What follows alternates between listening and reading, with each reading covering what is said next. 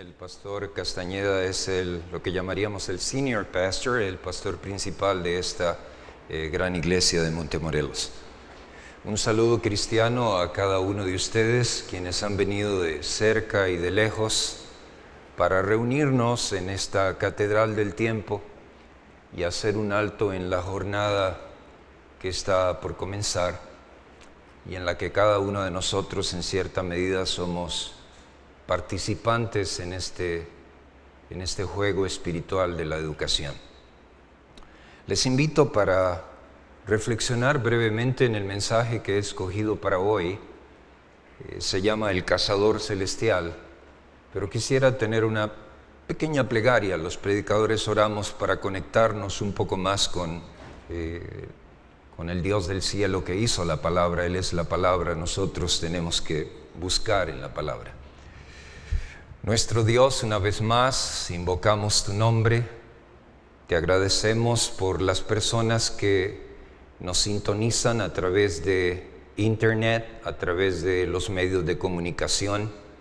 Oramos para que tu gracia les alcance y nos alcance a todos, que tu palabra nos dé fortaleza y ánimo en la jornada de la vida.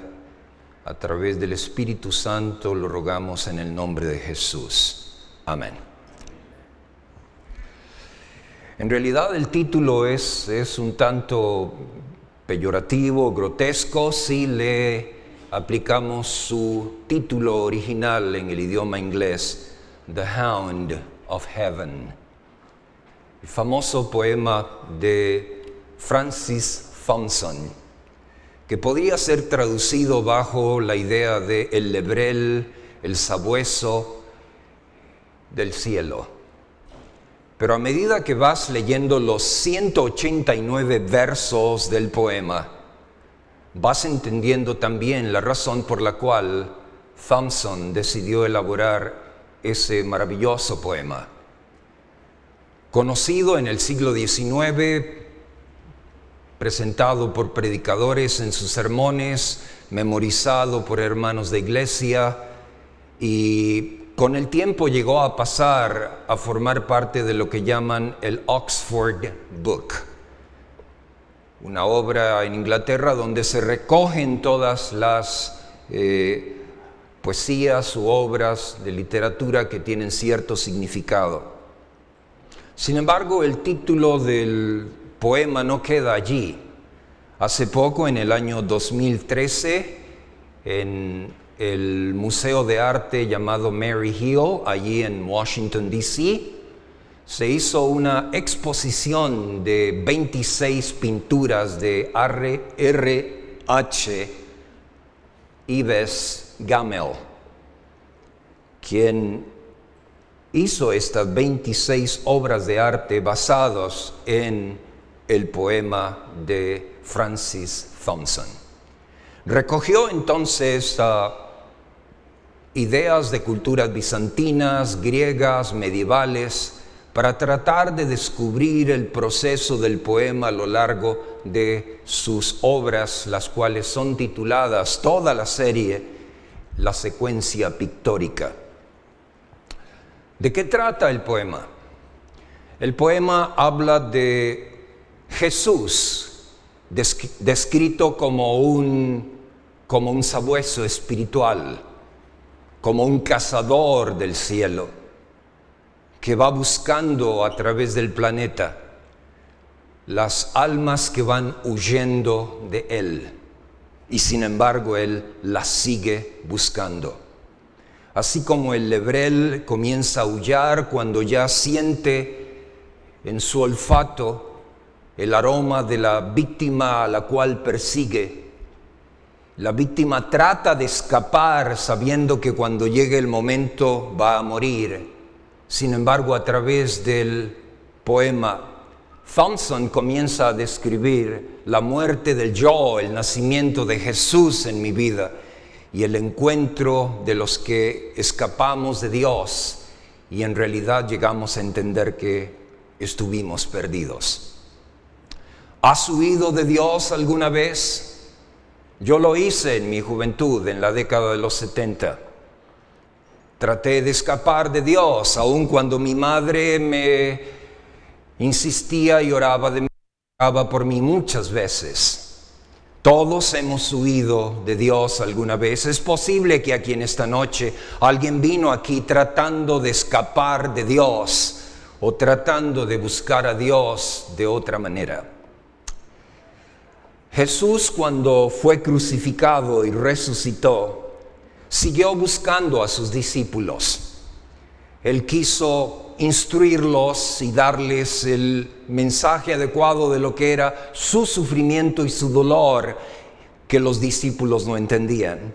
Para ellos todo había llegado a su fin, su idea del rabí, del filósofo, de el que iba a redimir a Israel estaba totalmente destruida.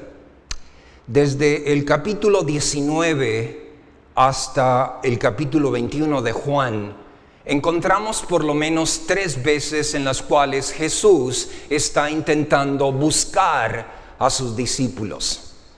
Es algo extraño porque para que haya transformación se necesita información, pero la información sin transformación no funciona. Es lo que llamamos en Nuevo Testamento la aproximación paradójica. Tú encuentras ley, gracia, luz, tinieblas, fe y obras. Y en este sentido entonces Jesús, en el Evangelio de Juan, busca a sus discípulos. Mateo también en el capítulo 28 dice, quiero verlos otra vez en Galilea. Y él insiste en buscarlos. Escogí el Evangelio de Juan para establecer 3 pensamientos en el tema de hoy. El primero tiene que ver con la actitud de Pedro de irse a pescar. El segundo tiene que ver con la pregunta de Jesús, ¿han encontrado algo desde que pescaron toda la noche? Y el tercero tiene que ver con ese místico número, 153. Parece que Juan tiene un issue, tiene problemas con los números, porque no define el 666 en Apocalipsis, ni tampoco define el 153 aquí en el Evangelio de San Juan. Parece que a él le gusta hacer las cosas un poco diferentes. Si ustedes ven los 3 primeros, Mateo, Marcos y Lucas, los 3 describen en manera bastante sencilla pero hermosa la cena del Señor. Describen cómo él parte el pan, cómo pasa allí la copa para sus discípulos, pero Juan no menciona ni una sola vez la Santa Cena. Él dice, voy a hacer las cosas diferentes. En lugar de mencionar lo que ya mis 3 amigos hicieron, voy a usar un capítulo, el 6º capítulo, el número 6, y en lugar de hablar de la Santa Cena, voy a discutir teológicamente el significado de ser el pan de vida y que mi cuerpo, mi vida en la cruz traerá vida también al mundo. Ahora, acompáñame allí en tu Biblia, cualquier formato que tengas en esta oportunidad, el capítulo 21 de San Juan. Dice la Biblia allí, después de esto. Algunas versiones dicen después de estas cosas, que sería el método más cercano al original. En el Apocalipsis encuentras muchísimas veces esta frase, metatauta, para hablar de una sección que pasa a ser desenvuelta, explicada o mejor desarrollada en otra sección. Después de esto. Y quiero recordarte algo, todos tenemos un después de esto. Siempre hay un tercer día para todos.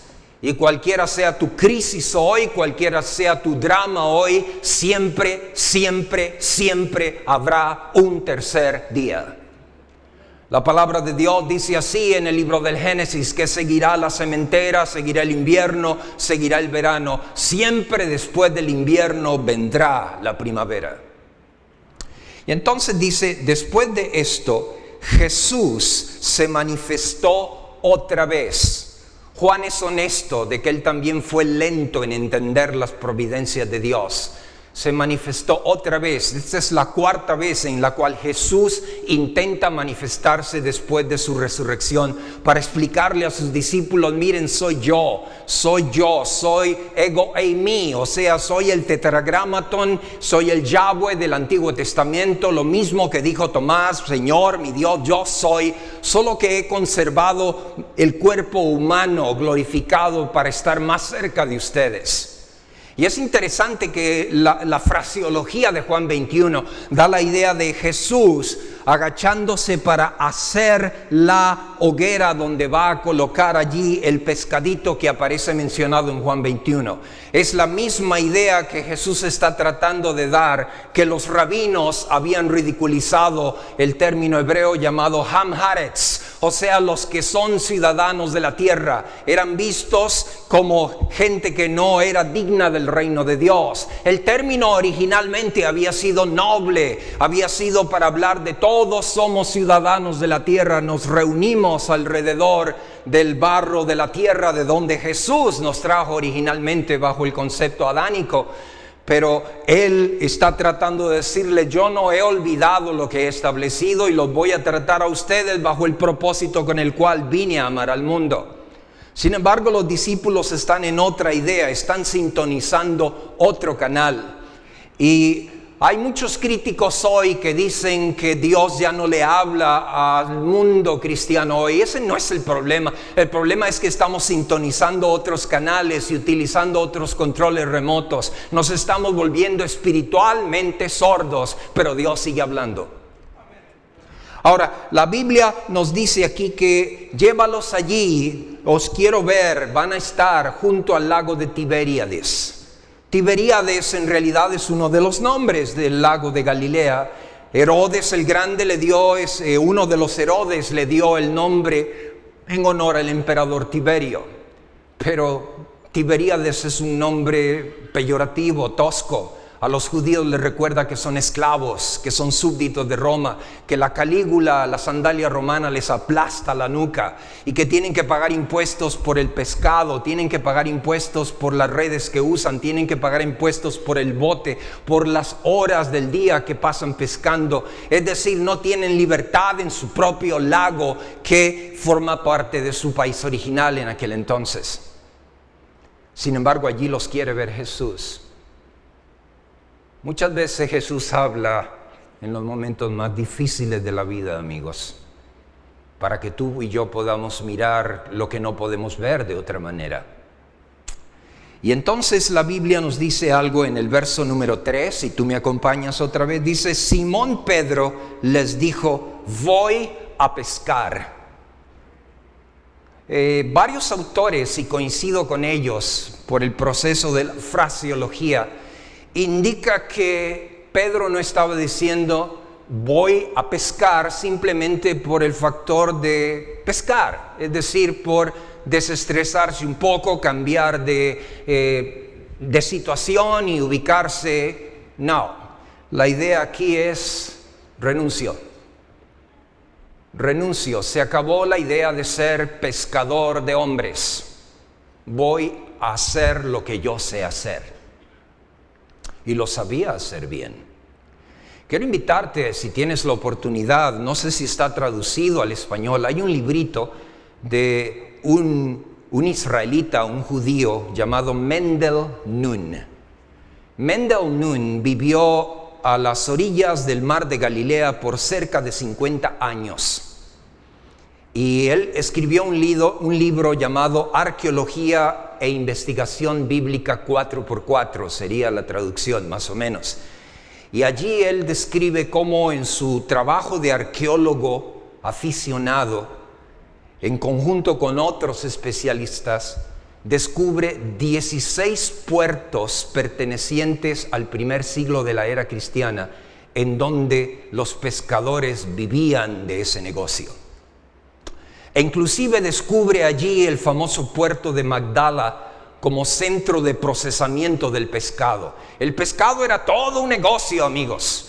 Se fabricaba aceite para las lámparas, un producto de medicina, comida se exportaba a Roma, se salaba y se procesaba desde Roma, de Galilea, para llevarlo a Roma, ya que Roma necesitaba aproximadamente por año 150 millones de toneladas de alimento para poder mantener a sus habitantes.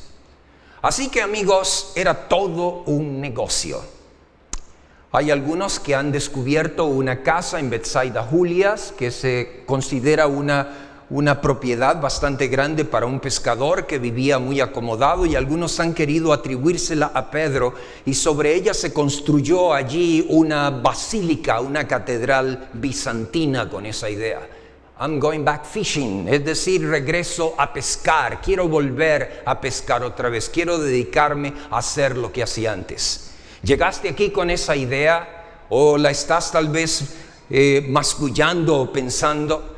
Normalmente nos gusta a todos escapar de alguna manera, y Jesús, como el lebrel, como el sabueso espiritual, nos sigue buscando. Él tiene un propósito especial para todos y cada uno de nosotros. Ahora, la Biblia dice aquí algo interesante. Y es que cuando tú tomas una decisión, empieza a ocurrir lo que se llama el efecto dominó. Lo que tú haces no queda aislado en tu propia persona. Ningún hombre es una isla, dijo Unamuno. Todos llegamos a influir en la vida de otros. Si buscas allí en Google y te gusta hacer Google, vas a encontrar allí una sección que se llama Funders and Founders. Y allí dice que debido a la alta tecnología en la cual vivimos, nuestro mundo se ha convertido, como ya sabemos, en una aldea, en una villa global. Y dice que fácilmente una persona a lo largo de su vida puede tener contacto indirecto o directo, diferido o real con un promedio de unas 80,000 personas. Y ese es un número generoso. Pero para los que en cierto sentido somos mentores, o sea que estamos formando mentes, los rabinos, ese era su principal logro, su principal deseo, reproducirse en la vida de otras personas. Y Jesús, eso es lo que está tratando de hacer. La sierva de Dios dice allí que Jesús está tratando de reproducirse como una fotografía en la vida de su iglesia. Y entonces las decisiones que tomas siempre afectan a otros. Si tú lees allí, dice que Tomás y otros más dijeron, vamos contigo. Y empiezan a enamorarse con la idea, porque en tiempos del primer siglo, para poder combatir los altos impuestos que Roma tenía, porque Roma no tenía interés en las provincias ni en los súbditos. A Roma lo que le interesaba era su maquinaria de guerra, que estuviera engrasada, aceitada siempre, y para eso necesitas dinero y para eso necesitas hombres y personas, y esa era su principal idea. Cada persona era un dígito, cada persona era simplemente un productor de un ideal basado en la guerra romana. Pero lo interesante aquí es que todos se van a pescar. Y en el siglo I de la era cristiana, todos ellos buscaban la forma de formar pequeñas corporaciones, grupos pequeños de trabajo, para que así pudieran entre todos pagar los impuestos y la carga fuera un poco menor. Por eso Pedro y sus hermanos y los hijos de Zebedeo trabajaban en equipo. Era no solamente por ser familia, sino para ver si lograban sobrevivir en los diferentes desafíos que tenían que enfrentar con los altos impuestos de Roma. Todos se van detrás de Pedro. Así que piensa bien que por la gracia de Dios cada uno de nosotros tiene un perfume que deja detrás. A veces cuando voy a los moles o tú visitas los moles o diferentes lugares allí, nosotros los hombres, pero a veces decimos, oh Señor, líbranos del mal, pero también líbranos del mall. Porque las damas pasan mucho tiempo en el mall, pero he visto a muchos hombres también en el mall. Así que en realidad tú percibes diferentes olores en esos lugares. Paco Rabanne, Givenchy, Aramis, etcétera, etcétera. Cada uno deja una fragancia donde va. Tú dejas una fragancia donde vas. El Señor Jesús que llevas adentro te hace producir una fragancia en el medio ambiente donde estás. Dios te trajo aquí para producir un movimiento que tú no tienes idea de lo que va a llegar a producir una vez que tú te pongas en las manos de Dios. Ahora, llegamos entonces a otra parte. Todos se van a pescar. Vamos al segundo punto. Yo debo concluir. Y entonces dice el versículo número 6 de Juan 21. Él les dijo, echad la red al lado derecho de la barca y hallaréis algo. Toda la noche habían pescado, tenían todo el interés de conseguir algo, y el nombre de Simón Pedro era conocido por todos los peces del mar de Galilea. Y cada vez que Simón salía a pescar, todos los peces temblaban, amigos. Pero esa noche no. Esa noche no. Y aquí demostramos que todas las cosas tienen su nivel, pero solo Dios puede darle el verdadero sentido a todas las cosas. Este mundo es perverso, malo, y muchas veces creo que tú has hecho lo que un servidor también ha realizado. Me he preguntado el significado de la vida, me he preguntado algunas cosas que no logro comprender, y el único sentido que le hallo a este planeta en descomposición es la persona maravillosa de Jesucristo. Ahora, la Biblia nos dice entonces que Jesús les dice, echen la red al lado derecho y hallaréis. El término red aquí es general, es la palabra dictón. A veces se usa amphibiestron, a veces se usa sagene, que son términos técnicos de acuerdo al tamaño del lugar o al equipo que está pescando. Pero la idea que quiere dar Juan es que cada uno tiene una red. ¿Ya sabes para qué sirves? ¿Ya sabes para qué Dios te llamó? ¿Para qué Dios te equipó? ¿Estás tratando de entrar en una especie de cubículo que no es tu área, que no es tu función? A veces sí, Dios nos saca de la zona de confort, de nuestra zona de protección y seguridad para enseñarnos muchas cosas, pero Dios no se equivoca. Dios equipa a cada persona con un propósito definido. Ahora, la Escritura nos dice aquí que echar la red al lado derecho significa sencillamente echarla del lado de donde Jesús se encontraba. El precioso librito El deseado de todas las gentes, en el capítulo número 85, junto a orillas del mar, creo que la página es la 681 en inglés, me parece que es, dice que el lado en el cual Jesús le ordenó a los discípulos tirar la red era el lado de la fe, era el lado donde Jesús está. Y ella continúa en esa sección del párrafo diciendo, si la gracia de Dios se combina con la debilidad humana, ocurren cosas extraordinarias. Si la gracia de Dios se combina con la debilidad humana, ocurren cosas extraordinarias. Nosotros como adventistas del séptimo día usamos la famosa frase allí paradójica de que guardan los mandamientos de Dios y tienen la fe de Jesús.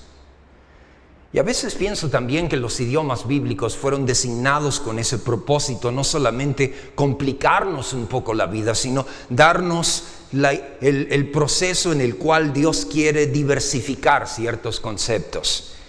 Y cuando dice la fe de Jesús, habla de un genitivo absoluto. En otras palabras, que es de Jesús, es la fe de Jesús. No es mi fe, es la fe de Jesús. Jesús me la da a mí para que yo la ejercite. Y en ese proceso de ejercitarla, empiezo a encontrar la palabra de Dios, empiezo a encontrar también mi relación con Él y empiezo a encontrar sus enseñanzas. Pero entonces ellos tiran la red y ocurre algo extraordinario, que es la última parte de lo que quiero hablar antes de retirarnos hoy. Verso 11. Subió Simón Pedro, sacó la red a tierra, llena de grandes peces, 153 de ellos, y aun siendo tantos, la red no se rompió. Dios se reserva el derecho de hacer milagros en tres formas: con quién lo hace, cómo lo hace y cuándo lo hace. Es prerrogativa de Él. Pero lo que quiero analizar aquí es el numerito ese que ha provocado una cantidad de discusión a través del tiempo. Los estudiosos no se ponen de acuerdo y creo que nunca se van a poner de acuerdo. Hay por lo menos unas 10 interpretaciones sobre lo que es el número 153.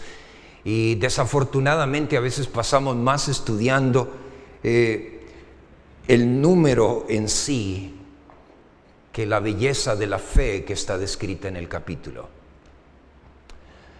Pero déjenme darles algunas ideas. Algunos dicen que representa abundancia.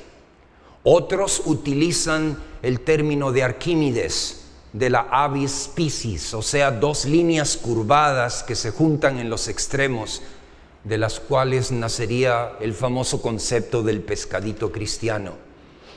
Otros dicen, como Agustín, que es una mezcla de números que tienen ciertas funciones matemáticas y que se pueden usar en el libro de Ezequiel para comparar el nombre de Dios. Otros dicen que equivale al tetragramaton, al nombre de Yahweh en el libro del Génesis, que se menciona 153 veces. Y otros dicen que tiene que ver con Ezequiel, el capítulo 47, el verso 10, que es una profecía del Mesías, que dice que en la era mesiánica los pescadores lanzarían sus redes y recogerían a muchos súbditos para el reino. No sabemos, Juan se llevó ese secreto a la tumba, así como está simplemente denota que hubo algo que ocurrió. Pero quiero concluir recordando una pequeña ilustración que una vez conté para un grupo de jóvenes en cierto lugar, en otro sitio, hace un buen tiempo atrás. Es la historia de dos pajaritos que han contraído nupcias. Y son dos pájaros carpinteros. ¿Y qué les gusta a ellos hacer? Pues picotear todo el día. Y estaban recién casados y el señor pájaro carpintero quería hacer una suite para su esposa. Y se aseguró bien de comprarse Tylenol para el dolor de cabeza en caso de que el exceso de taladrar le trajera problemas, y fue allí al Home Depot y entonces pidió un taladro hidráulico portátil para ajustarlo en el pico que tuviera turbo. Y empezó entonces y daba buen resultado, la madera comenzaba a revolotear y todo lo demás. Y en el afán de estar tan ocupado con lo que hacía, no se dio cuenta que el cielo empezó a oscurecerse, empezó a soplar el viento, a caer gruesas gotas de lluvia y finalmente los relámpagos. Y de repente un rayo cayó justamente en el sitio exacto donde el piquito del pájaro carpintero estaba taladrando. Aquello fue una explosión increíble, el pájaro carpintero salió volando en el aire y él tratando de apagarse las llamas con sus alitas, y cayó al suelo y se fijó y había un gran hoyo allí. Había sido hecha una suite, un condominio increíble con 2 habitaciones, entrada privada, un deck, un patiecito con mirador atrás, y todo eso por el rayo. Pero él, recién recuperándose del tremendo shock eléctrico, el pajarito carpintero dijo: caramba, yo nunca creí que podía ser algo así. Pero tú sabes, Jesús a veces deja que nosotros hagamos cosas y pensemos algunas otras. Pero si no fuera por su gracia y por su amor, ninguno de nosotros estaría aquí esta noche. si no fuera por su poder extraordinario para perdonar y para transformar, ninguno de nosotros podría decir amén en este momento. El sabueso, lebrel, el perro de caza, o bloodhound como se conoce, tiene 300 millones de células receptoras para detectar mediante el olfato olores y fragancias que otras razas caninas no pueden. Tiene la habilidad increíble de poder rastrear por largos espacios de tiempo y aún otear el aire. Es tan increíble su trabajo que en algunas cortes de justicia, en ocasiones de juicios criminales, el testimonio de un trabajo de estos animalitos es aceptado como evidencia en contra para juzgar a una persona. Pero ahora pienso en el cazador celestial, aquel que buscó a los discípulos 4 veces, casi durante mes y medio, porque estamos hablando casi de mayo, Juan 21, en relación a Nisan o Aviv, abril, cuando Jesús muere. Y todavía los sigue buscando, y todavía les sigue hablando.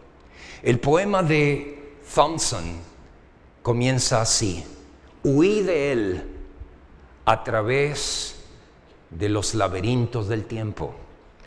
Huí de él a través de los días, los meses y los años.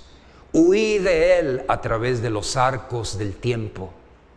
Huí de él a través de los laberintos de mis propias ideas y malas decisiones. Yo no sé si tú has huido de Dios, pero las veces que yo he tratado de huir de Dios, me lastimo más, me confundo más y llego inclusive a herirme más. Y por eso allí Juan 21 termina con una típica conversación oriental. Y la típica conversación oriental es una jornada. Jesús invita a Juan y a Pedro a caminar con él. Y es en lo que los sueños árabes y los sueños del cercano oriente manifiestan. Una jornada entre la deidad y la persona conversando a través. Camina con Dios. Busca a Dios. Tenemos 6 meses para encontrarnos personalmente con Él.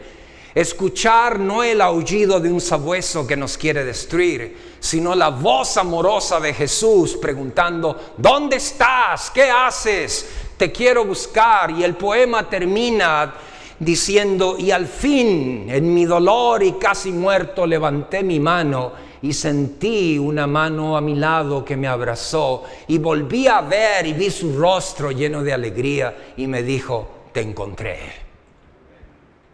Que en este semestre podamos encontrar al autor del Evangelio, que podamos encontrar a Jesús como un amigo y podamos darlo a conocer a otros.